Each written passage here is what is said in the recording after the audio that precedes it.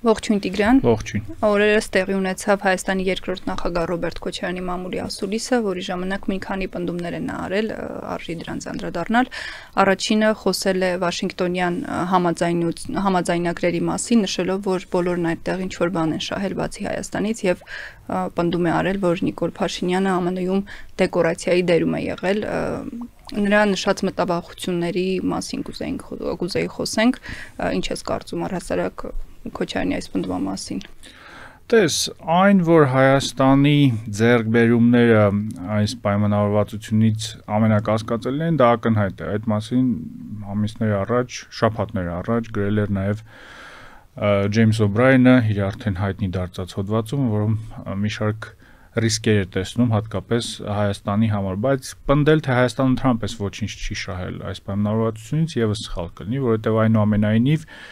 Վաշինգտոնյան գագաթնաժողովի արդյունքում մենք միգուցե կարճատև, բայց երևի կայունության շրջան ենք ունենալու տարածաշրջանում, ակնհայտ է, որ էսկալացիայի հավանականությունը Ադրբեջանի եւ Հայաստանի միջև բավականին նվազել է եւ դա պայմանավորված է հենց առաջին հերթին Միացյալ Նահանգների ուղիղ ներգրավվածությամբ եւ նախագահ Թրամփի ուղիղ ներգրավվածությամբ։ Այլ հարց է թե ինչ է Հայաստանը ստանալու երկարաժամկետ կտրվածքով, արդյոք այս խաղաղությունը կարելի է երկարատև խաղաղության դարաշրջան համարել, ինչպես վարչապետն է նշում, արդյոք այս ամենի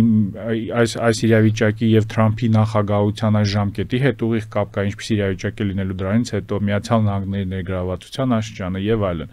Այս հարցերի պատասխանը իմանալու համար, ինչպես բազմիցս նշել ենք, պետք է հասկանալ պայմանավորվածությունների դետալները։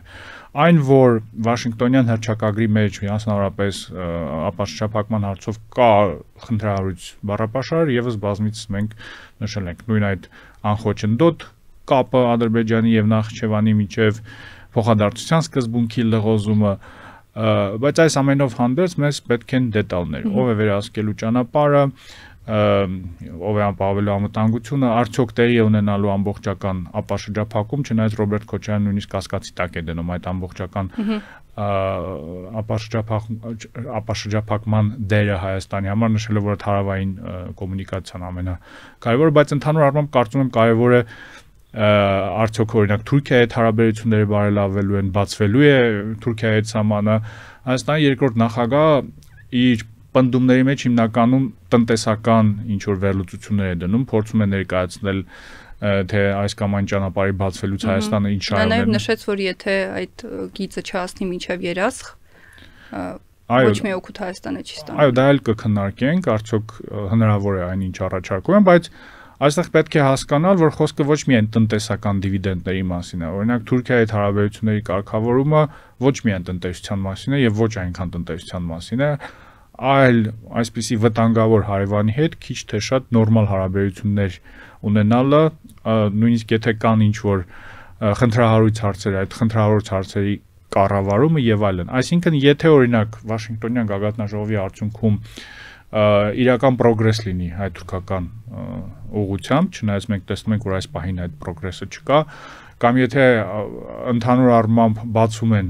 հաղորդակցությունները տարածաշրջանում, այստեղ պետք է դիտարկել ոչ միայն տնտեսական հարթությունը, այլ նաև քաղաքական հարթությունը։ Տնտեսական պնդումների վերաբերյալ երևի տնտեսագետները կարող են վերլուծել, թե Քոչարյանի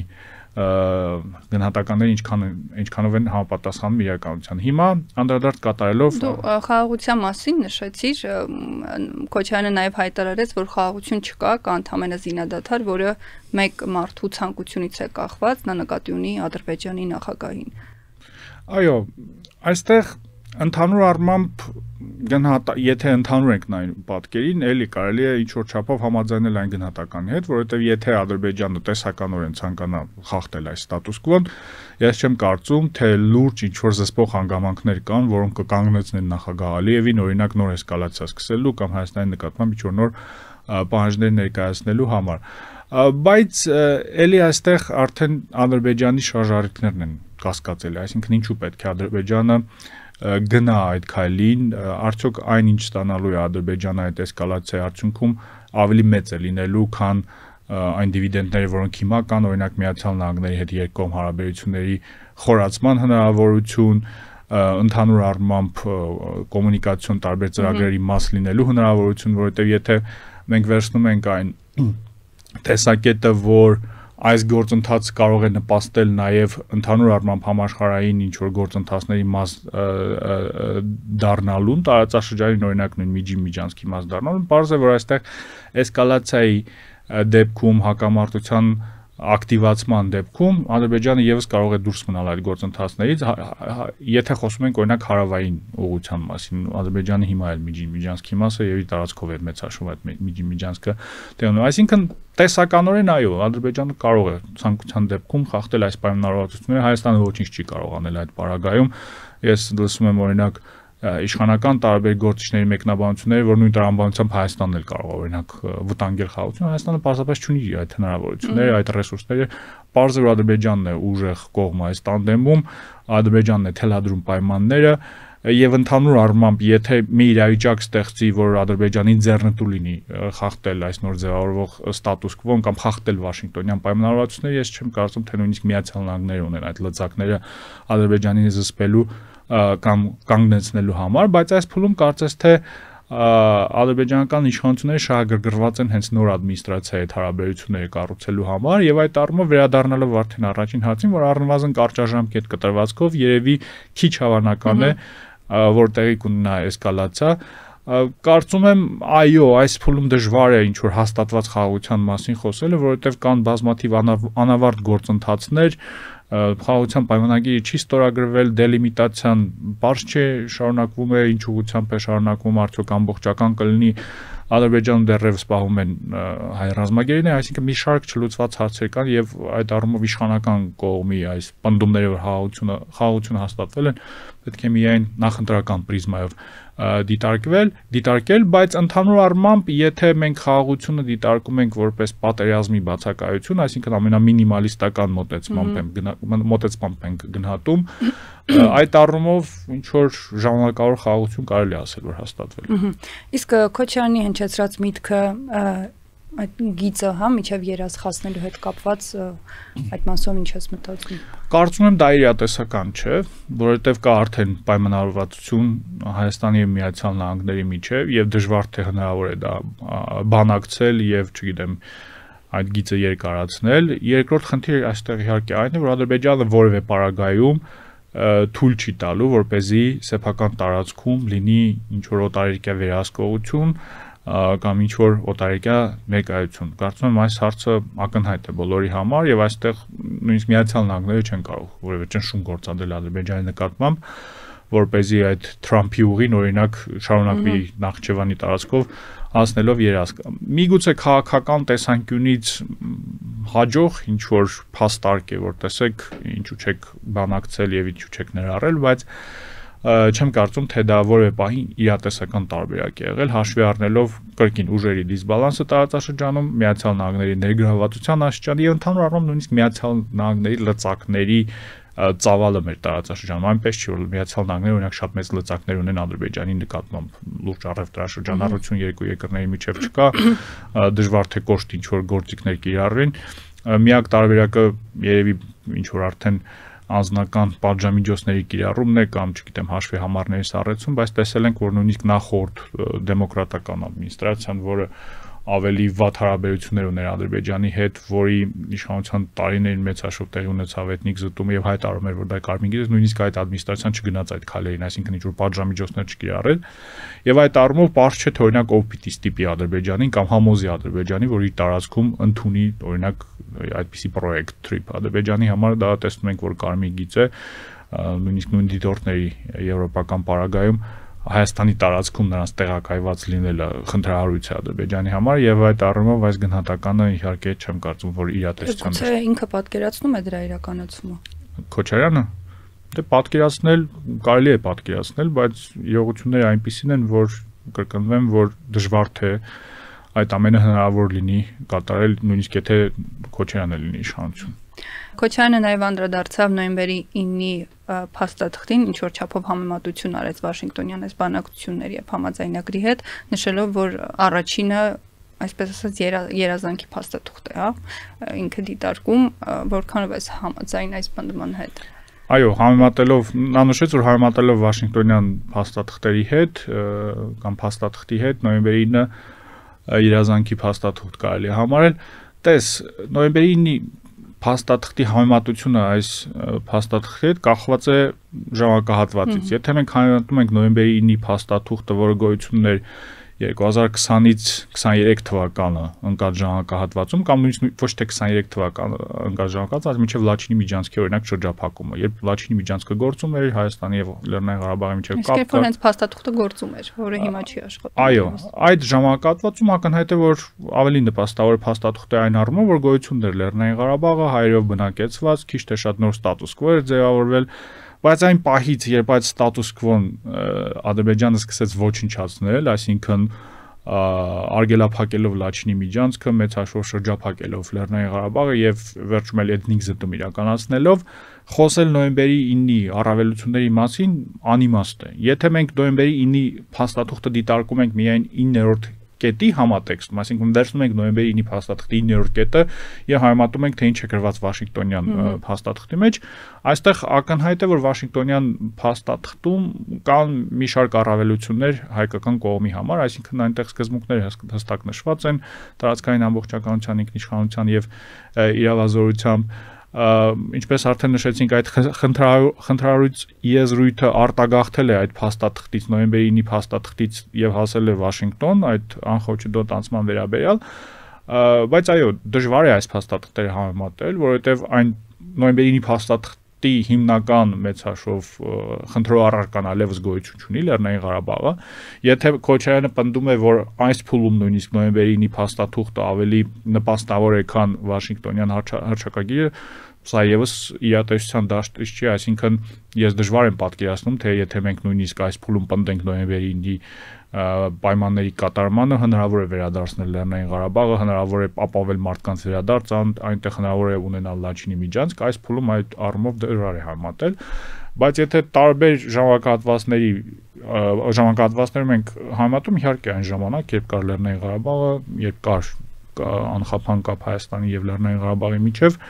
փաստաթուղթը կարելի է ավելի նպաստավոր համարել, քան այն, ինչ հիմա կա, այսինքն հայաթափված Արցախ։ Եվ վերջում մեկ այլ թեմա եմ առանձնացրել, խոսքը 44-օրյա պատերազմի քննիչ հանձնաժողովի զեկույցը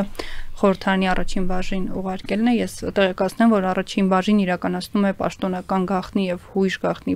փաստաթղթաշրջանառության գործի կազմակերպման հետ կապված աշխատանքները, արխիվացման աշխատանքները, ինչպես է վերաբերվում, հիմնականում նշում են, որ ժամանակային առումով սա ուղղակի քննարկման ներկայացնել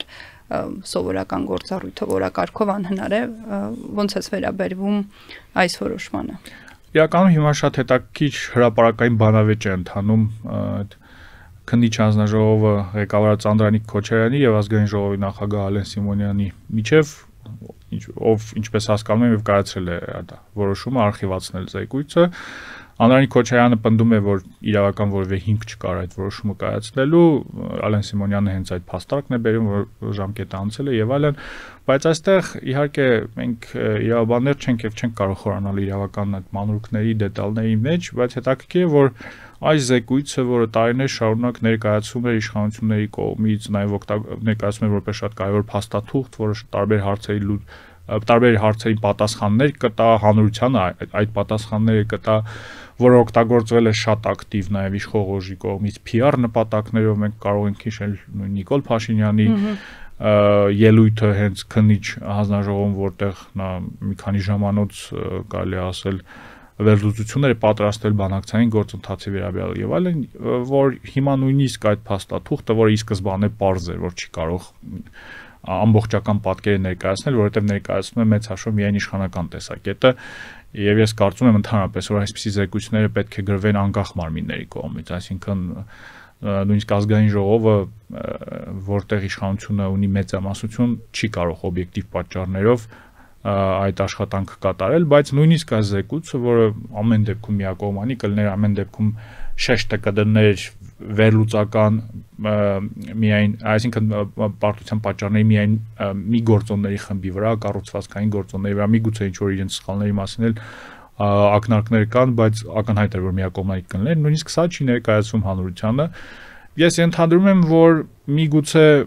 այս ինֆորմացիան կուտակված վտանգավոր է համարվում, որ կարող է տարբեր կերպ մեկնաբանվել տարբեր քաղաքական ուժերի կողմից եւ հաշվի առնելով, որ մտնում ենք նախընտրական փուլ, միգուցե դա է պատճառը, ինչու այս դեպքում Անդրանիկ Քոչարյանի պնդումը այստեղ ինչ տրամաբանության մեջ է։ Որ պնդումը որ դեմ է, այսպես ասած։ Այստեղ ամենայն հավանականությամբ գործ ունենք հետ Անդրանիկ Քոչարյանի անձնական մոտեցման հետ, որովհետև այնուամենայնիվ տարիներ շարունակ աշխատել է այս զեկույցի վրա, համակարգել է աշխատանքները եւ միգուցե իր անձնական տեսանկյունից խնդրահարույց է, որ այս աշխատանքը մեծ հաշվով չի ներկայացվելու հանրությանը, բայց ընդհանուր առմամբ քաղաքական որոշումը երևի այդ է, որ կան ինչ որ տեղեկություններ զեկույցի մեջ, որոնք կարող են օգտագործվել տարբեր ուժերի կողմից, հենց իշխանությանը թիրախավորելու համար կամ միգուցե զեկույցը ընդհանուր առմամբ կարող է օգտագործվել։ Ես այդպիսի տրամաբանություն եմ տեսնում, այլ պարագայում ես չեմ հասկանում պարզապես, թե որն է նպատակը այսքան տարիներ աշխատելու։ Իհարկե կարող են պնդել, որ սա ինչ որ պետական մարմինների համար է արվել եւ այլն, բայց դե իրենք նշում են, որ այն падգամավորներն, ովքեր ունեն հասանելիություն, թույլտվություն, կարող են ծանոթանալ զեկույցին արխիվներում։ Այո, բայց խնդիրը այն է, որ այս զեկույցը հենց ներկայացվում էր որպես մի փաստաթուղթ, որը հանրությանը պատասխաններ կտա, լայն հանրությանը պատասխաններ կտա։ Ես չեմ կարծում, որ այդ պատասխանները օբյեկտիվ կլինեին, ինչպես արդեն նշեցի, որովհետև տարբեր երկրների փորձը ցույց է տալիս, որ այս տիպի զեկույցներ պատրաստում են անկախ, նույնիսկ անկախ սահմանադրական հրապարակվում են սովորաբար նման զեկույցներ։ Այո, իհարկե, այսինքն պարզ է, որ կա ինչ-որ գաղտնի մաս, որը հնարավոր չէ հրապարակել, բայց ընդհանուր վերլուծական մասը, եզրակացությունը եւ այլն բնականաբար հրապարակվում է եւ սա կարեւոր է նաեւ հանրային դիսկուրսի համար, տարբեր փաստերին տիրապետելու համար, որոնք կրկին գաղտնազերծված չեն։ Մի խոսքով շատ տարօրինակ որոշում է եւ հակասում է այն զեկույցի վերաբերյալ գոյություն ունեցած ողջ հանրային խոսույթին իշխող ուժի կողմից առաջ քաշվող։ Շնորհակալ եմ Տիգրան։ Ես էլ եմ շնորհակալ։